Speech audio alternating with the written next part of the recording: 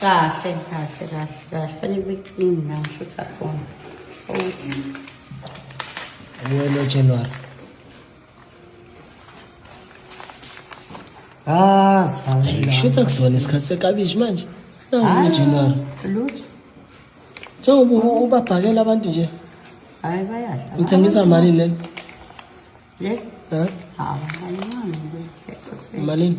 leli nje lo 600 Shutha kusona isikhathi sekabishi. Ikabishi kusayisaladi kabantu. So guys, we need to be honest when it comes to Bafazi Baga Baba Mseleko. They will never sleep on the opportunity, guys. So Umayini, she has a 9 to 5. She also has a business where she sells beautiful dress.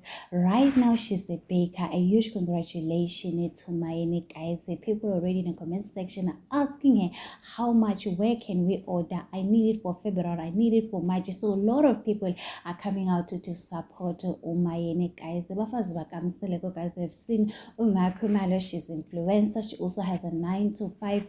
Ngwabe, she's a nurse. She also has her own business.